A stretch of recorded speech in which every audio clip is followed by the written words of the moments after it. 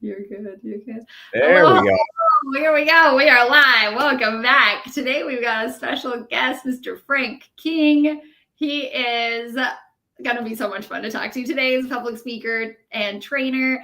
And okay, the bottom line is everybody keeps asking me, how do I get paid? How do I get booked on paid stages? How do I get on paid stages? And I said, Frank, you got to come in. Everybody wants to know how to do this thing. And I don't have that expertise. So he does, in fact, and as well as some other really fun accolades, including being a writer for the Tonight Show for 20 years. He's a corporate comedian. I would love to talk more about what you speak on too, because I think that's fascinating and just featured in you've just been around. You've got TEDx, so many more TEDx talks than anyone else alive. So we're just so excited to have you. You are the real deal and a super amazing, nice person as well. We've had a conversation before and I just love you. So we're so welcome. Well, and the audience should know that I'm not here voluntarily. It's all part of a plea bargain. So it's yes, jail or here. And so I said, okay, I'll take the community service with her. I'll do it. I'll be happy to. That's so kind. That's so kind. We appreciate you so much. So yeah, I'm so looking forward to this conversation. So first, tell us a little bit. You started out as a lot in the comedy space. So tell us about your comedy career a little bit, and then I want to hear about transitioning into the speaking space. Yes, told my first joke in the 4th grade. Kids laughed. Teacher was hysterical. So I thought I'm going to be a stand-up comic. And then 12th grade, there was a talent show in the spring of my senior year. Nobody ever done stand-up, and I did, and I won. Of course, I beat the accordion player and the folk dancers. Not a real tough victory, but still a win. And then I said to my mama, I'm going to LA to be a comedian. And my mother was big on education.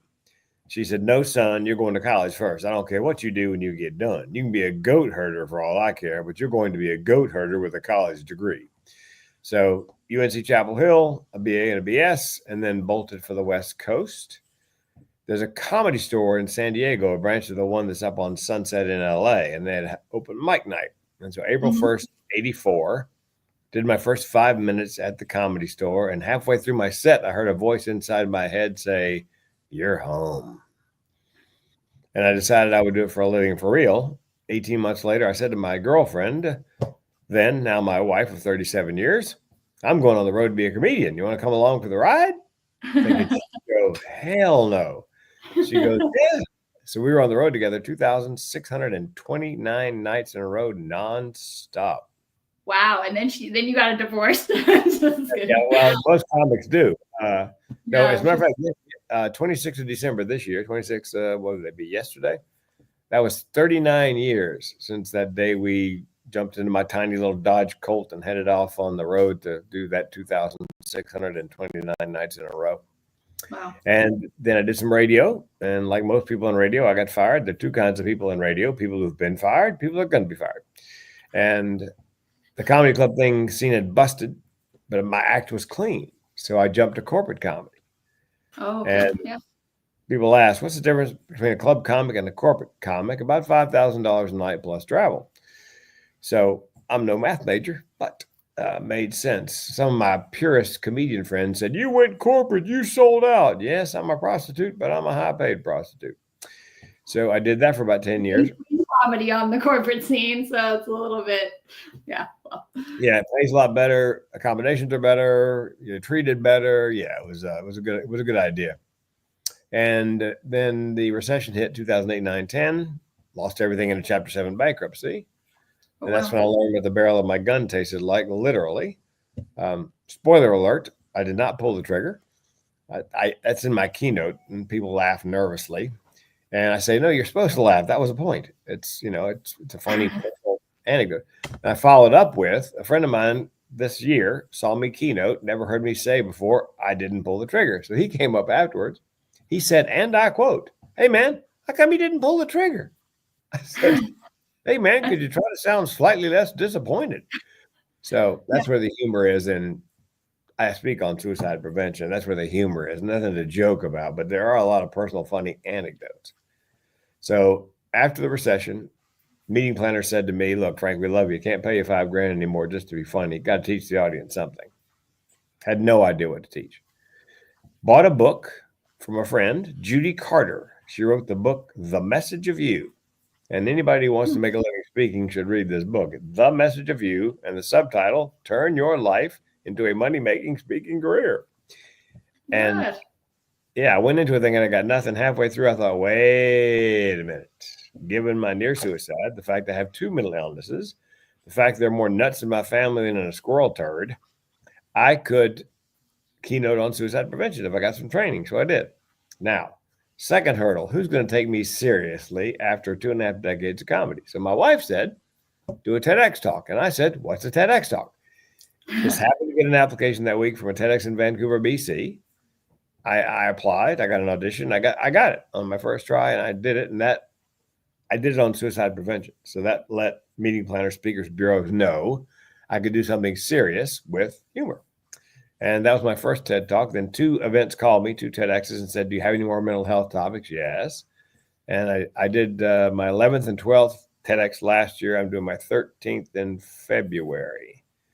All of them on mental health, one aspect or another. So that's the arc of my comedy to my club comedy to corporate comedy to speaking career. That's pretty incredible. And I love stories like yours too, where it's just like, well, so then I did it, like, oh, a TEDx talk, where most people, I think we have the tendency to build up a lot of resistance to even applying for something like that. And you're just like, oh, what's that? Okay, well, let me just go do that. And let me go do that. And I know it's a summary also, so there might have been some other things going on in there. But for you, what is the resistance that you often see for people whenever it comes to becoming a paid speaker or the TEDx stage? A lot of people with TEDx have no idea where to start. Mm-hmm. I have no clue as to how do you land a TEDx? Right. I mean, that's where we begin. I teach them how to find the applications. Pro tip, type in TEDx applications 2025 and in Google, and you will see the websites of TEDx events where they have their application links. You're looking for TEDxNashville.com, TEDxChicago.net, actual websites of the events versus an official TED site, which often doesn't have any information on how to apply. So TEDx applications 2025 in Google, and go deep. Most people don't do more than page 1 in Google. There's an old joke. If you wanted to disappear so that nobody could ever find you again, where would you go? Page 2 Google. Nobody ever goes there. Yes, yeah. Yeah, so I go as deep as page 10, because sometimes they don't do good SEO on these application links. So go deep, go 8, 9, page 8, 9, 10. You may find a nugget, a jewel there, a link to a TEDx application. And that's how you begin, is by filling out that application. Bear in mind, they get 200 or 300 applications. So you need to be very creative in what it is you put into those first couple of boxes on the app. You got to have a hook. Mm-hmm. And that's one thing I provide for my clients is that hook. And I've had 2 TEDx's where my subtitle was good enough. I didn't have to audition. Wow. First one was Suicide, The Secret of My Success, which is counterintuitive. And subtitled Dead Man Talking, which is a play on the movie and book Dead Man Walking. I didn't have to audition. They said, no, come up, you can come do that. And the 5th one, my personal favorite, the only one I ever got a standing ovation for, was Mental Health and the Orgasm, Treat Your Depression Single-Handedly. Nice. Yes. Tagline was, I love my iPhone, but it's my second favorite handheld device. And they called and said, no, you don't have to audition. Just come up here and do that. So that told me creativity power is of your message right there. The power of your positioning. Yes. Yeah, 200 or 300 applications. If I'm on the selection committee and I've got 100 applications to go through, I'm not looking for the first reason to give you an audition. I'm looking for the first reason not to give you. Mm-hmm. So lack of creativity, too many topics, too much on one topic, not following directions. They're very specific. Give us a 90-second video overview. Don't give them 91, because you'll end up in the no pile almost immediately, because they're thinking you can't follow directions. So that's the TEDx process in a nutshell. Well, there you go. we'll just hang it up for today. You just told us how to do it. That was amazing. Throw it out there. Well, and there's a book. I recommend a book called Talk Like TED. Talk Like TED by Carmine Gallo. Talk Like TED.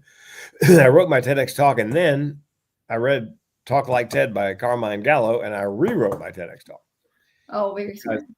He watched, I don't know, 400 or 500 talks and figured out he believes there are 9 things in every great one: passion, humor, surprise for the audience, and another 6 things I can never remember.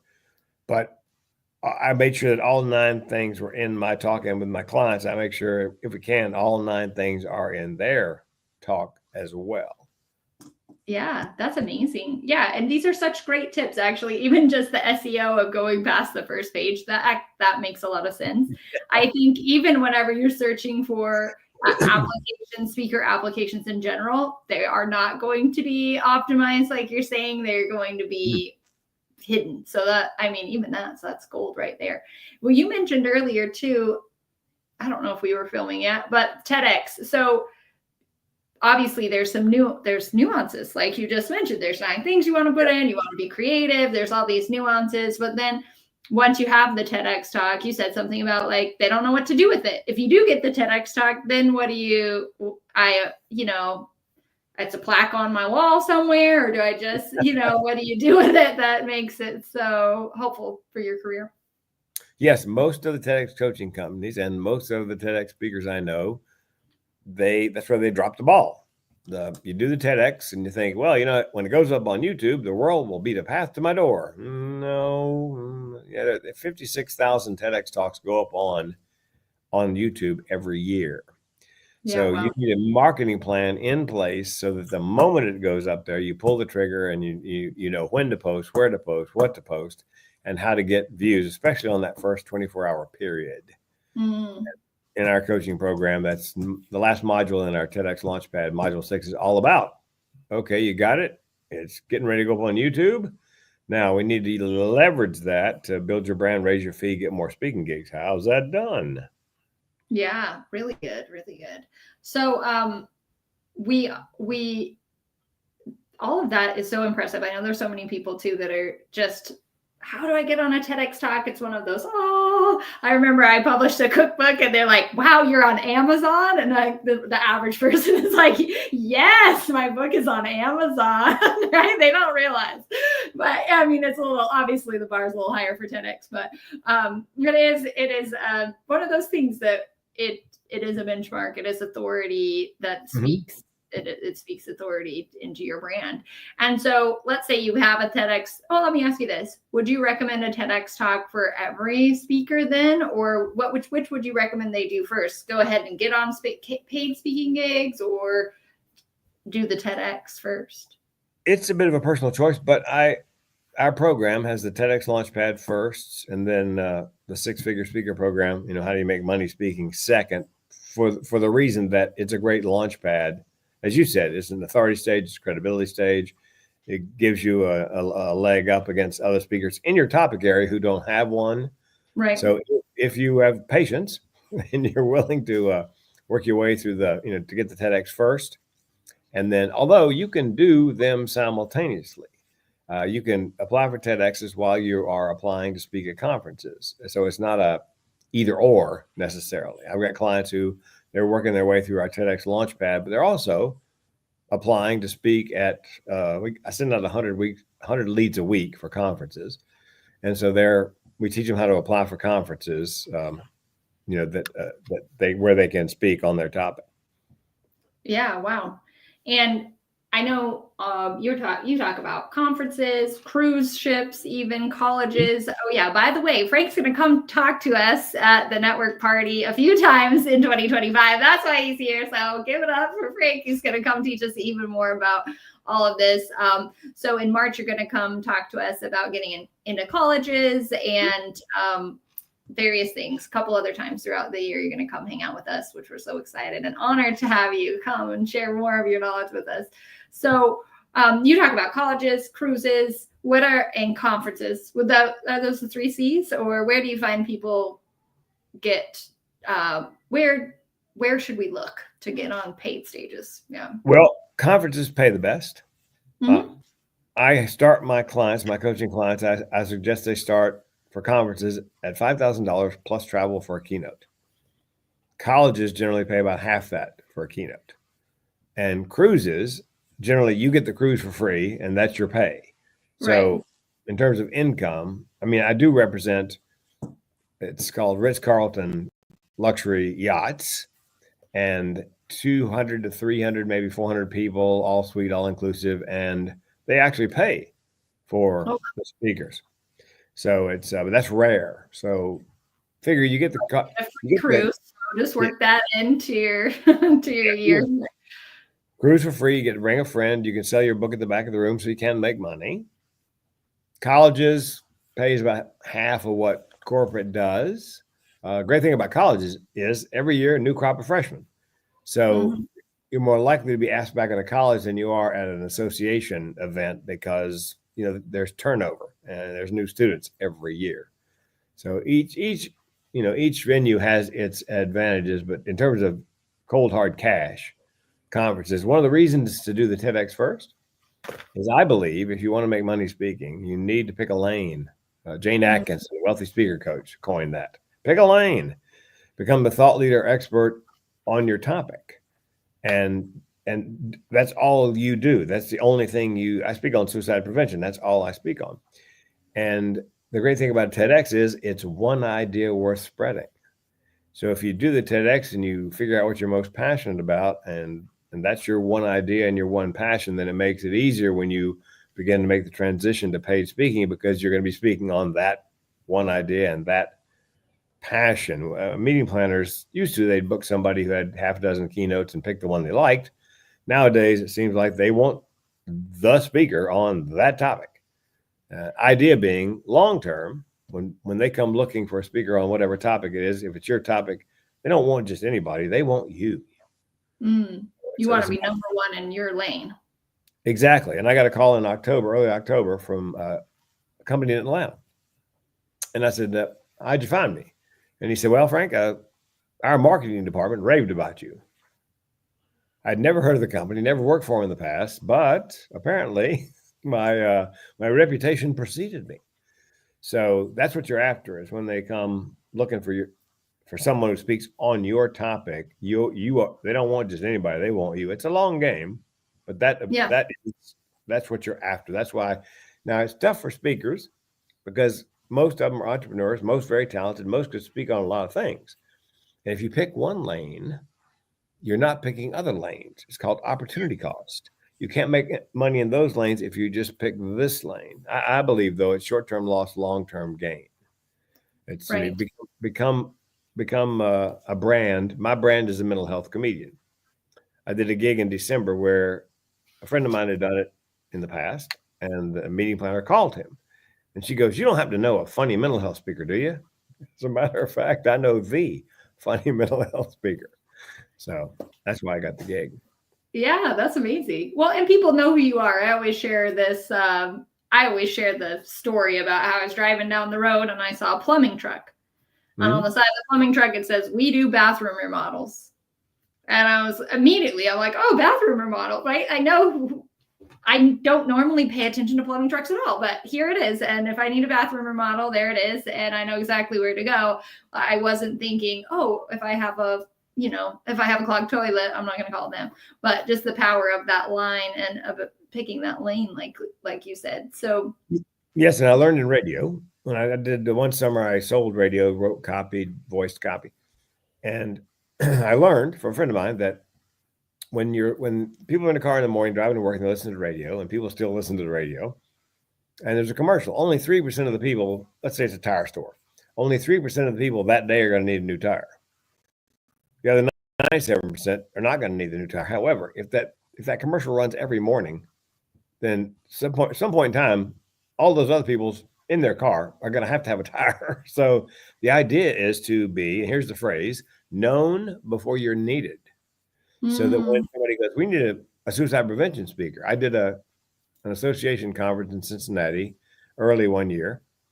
And then later in the year, I think in actually January of the following year, I got a call. and they said, Frank, we had a board meeting, and we said, we want to do a suicide prevention keynote. Does anybody know anybody? And somebody who had been at the association function pipes up, the mental health comedian.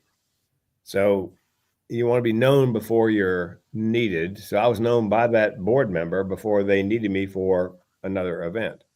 That's the theory. Yeah, and it's reminds me of, what was that really annoying, or have a really annoying jingle, but it goes back to what you said about TEDx talks in general and being creative, having it be something that really catches people's eye. Oh, that's different. I've got to have him or her on the stage because what they're saying, it's different. It's something I can remember. The mental health comedian, that's easy to remember. It's your lane. It's a niche because you're funny, and it's this thing that's not usually funny. So, but like you said, because we're entrepreneurs, how do you help people? Talk to all of these entrepreneurs listening who don't want to, including myself. Okay, right? It's like so hard to stay where in your own lane and to pick one. So, what do you say to your students whenever it's time to decide? I'm very patient because I know entrepreneurs in general are very talented. You hear this, I can speak to anybody. Well, you'll speak to nobody. I can talk about anything. Then you're not going to talk about anything because that's not what they're after. So I'm very polite, but very persistent. And the way I get them to niche down is I say, okay, listen, I know you can talk about all those things, blockchain and Bitcoin and real estate. What I want to know is, what one problem do you want to solve? You can only have one. What one problem do you want to solve for the client? And they tell me, customer service or employee engagement or DEI or whatever it is. Okay. Now, once they pick a problem, I say, look, don't throw away the other stuff. Like if you have a keynote on some other things, because you can use those as breakouts and workshops and those, it's a good marketing tool. But let's say it's DEI. Okay. Diversity, equity, and inclusion. Now, who has that problem and is willing to pay you to help solve it? Mm-hmm. In my case, I picked 6 of the top 10 at-risk occupations for suicide: construction, agriculture, dentists, veterinarians, physicians, attorneys. So they all have this problem, and they're all willing to pay me to help them solve it. And then I would say to my student, okay, so you picked your 6 industries. Now, what associations do they belong to? Mm-hmm. Because associations have to have a conference. People pay to come. That means they got money to pay you. And more importantly, you're getting paid for your keynote. But if you are speaking on a particular problem at an association function, pretty much everybody else in the audience has the same problem. So you got the first sale by getting the keynote. You're looking for the second sale from somebody in the audience, a speaking gig, consulting, training, coaching. It's one to many. It's a way of marketing yourself with a keynote. Yes, that's great. I love that. And so starting with the problem, and you just really broke that down, because like you said, I've had plenty of conversations where I'm talking to someone for 45 minutes and then I'm like, what did they do? I don't even know what they did. And then I said, oh, okay. So, who can I refer you to? And anyone who has a dream, anyone who has a problem, mental health problem. Yeah. Right. But it kind of goes back to the plumbing truck. Like, okay, even the plumbing truck, I know who to refer to, any old plumber. Right. And they'll say something like, I want to speak to entrepreneurs. Great. Unfortunately, entrepreneurs don't have a big conference every year. However, there are businesses where entrepreneurs rule.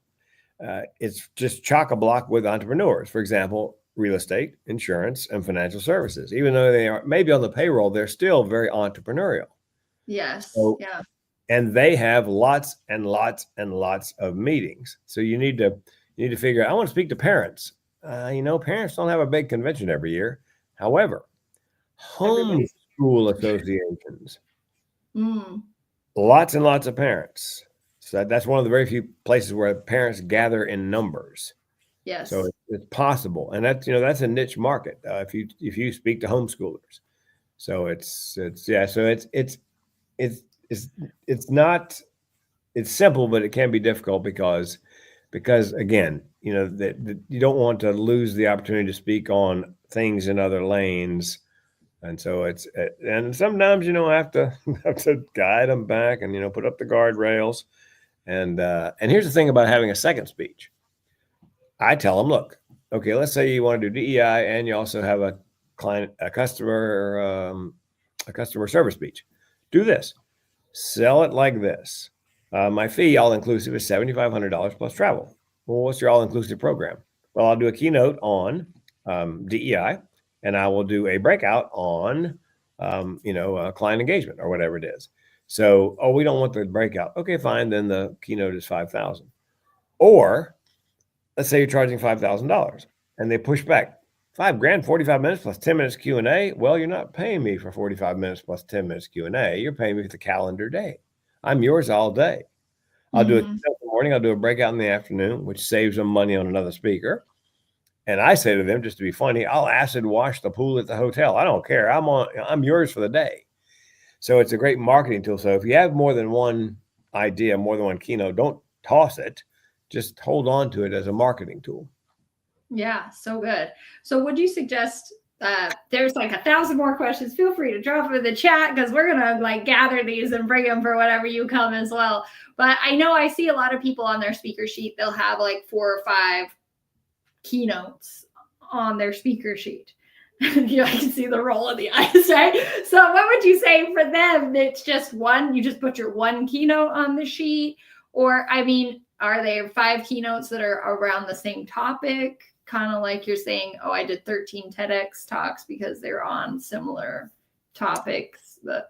Yeah, no, I believe you should have a speaker website.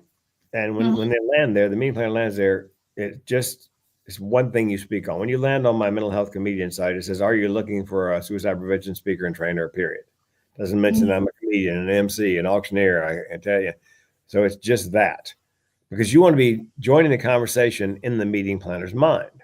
Now, I take it a step farther with the markets I have, the markets I mentioned, agriculture, construction, and so forth. I do a landing page underneath the homepage, and it says mentalhealthcomedian.com/suicide-prevention-speaker-construction, because those are the keywords that a meeting planner is most likely to type in when they're looking for somebody who does what I do. Yeah. And I've had people, I did an osteopaths national convention.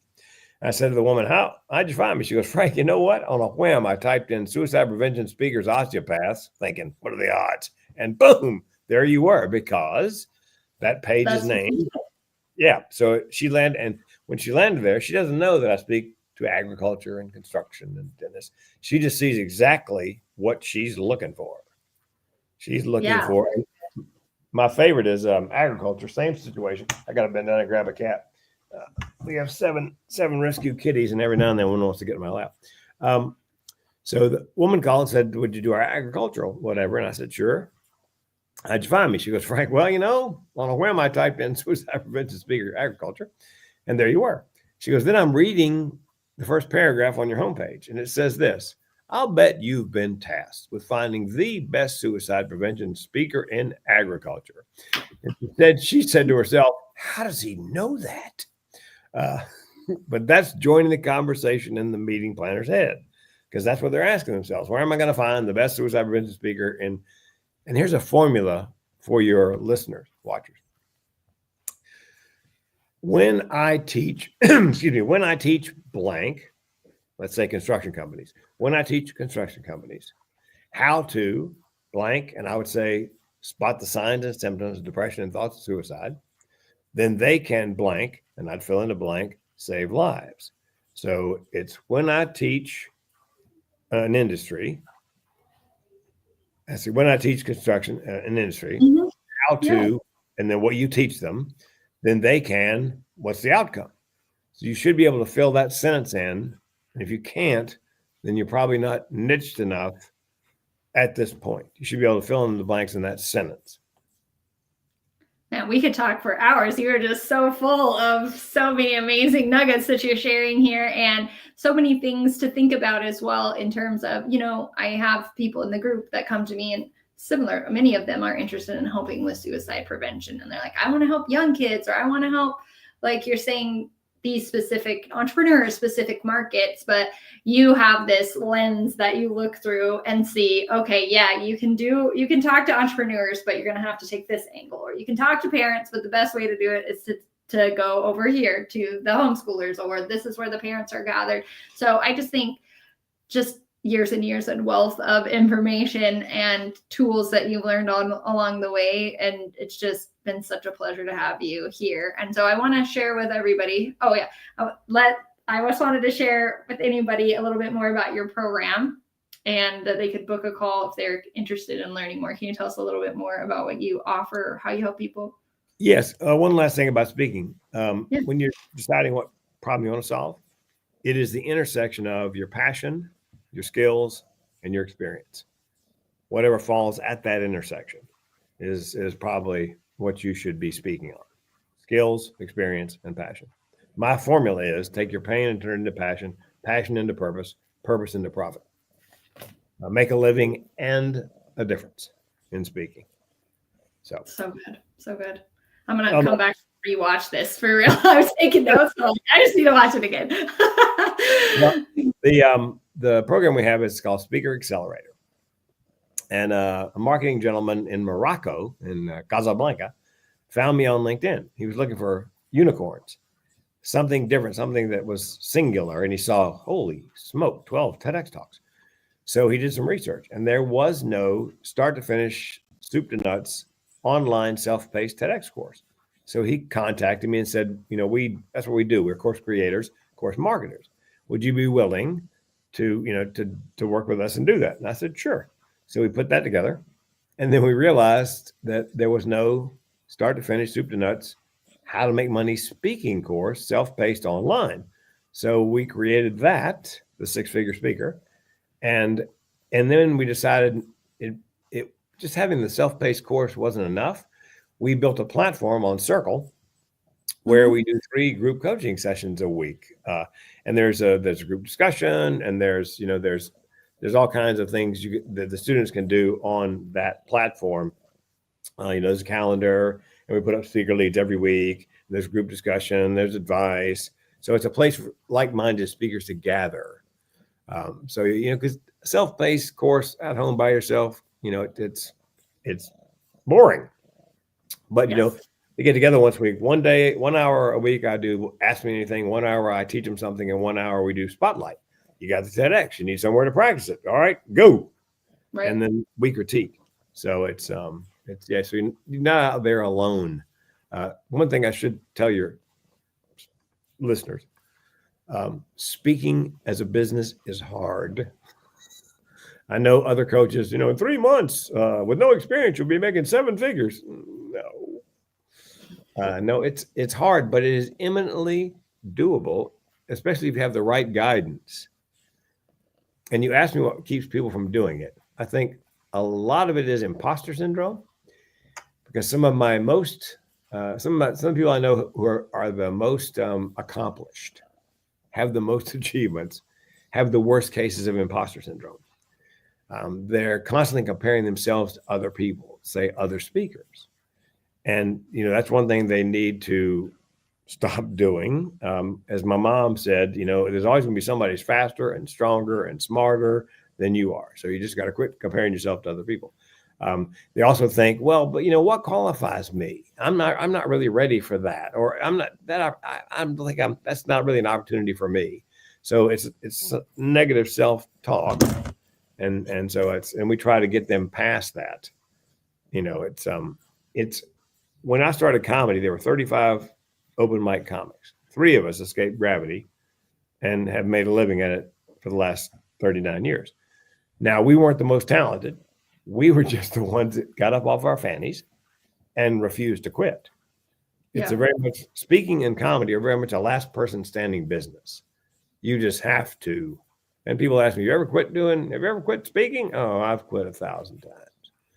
And I wake up in the morning and think, okay, who's going to pay me that kind of money for that little bit of time? All right, fine.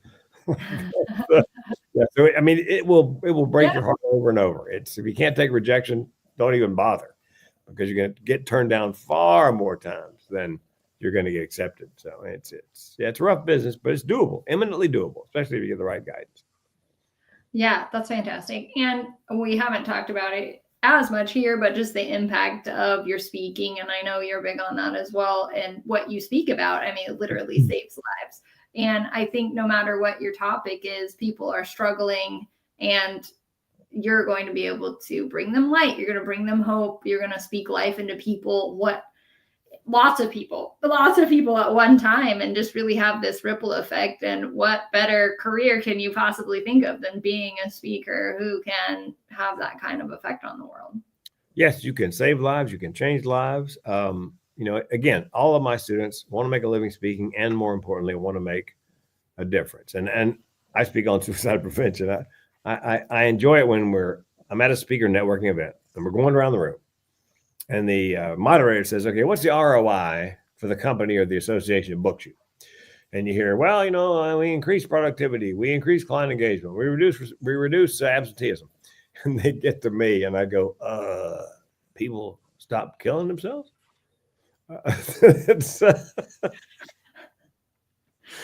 It's measurable, they don't kill themselves. That's kind of what I yes, but it's not something you typically laugh about. But yes, for sure. And so good. Well, we're so excited to have you. Anybody who's interested in meeting with Frank, we've got the link here. I've got it in the notes up above, or where they happen to be, wherever you're watching this stream. And we are just really looking forward to seeing you come back. Frank's going to be at our Inspire Speaker Network parties in March, one in March, on the 4th, I think June, and July, I believe. I will be sending out the exact dates, obviously, as they come a little bit closer, but we are just really looking forward to having him come on. But I wanted him to come on early because I said people are chomping at the bit. They want to know what you have to tell us. They want to, then it's perfect time, January. So we've got to get you in here. We got to get our speakers out there to get on their paid stages. And so, like you said, if you're ready to go, if you're willing to fall down and face plant 1,000 times on your way there, then he is your man. Frank is your man. Yes. Anything else? Last words you want to leave us with, Frank? Yes, absolutely. Just remember this, and this should help you with your speaking career. The riches are in the niches. So good. Thank you again. You bet.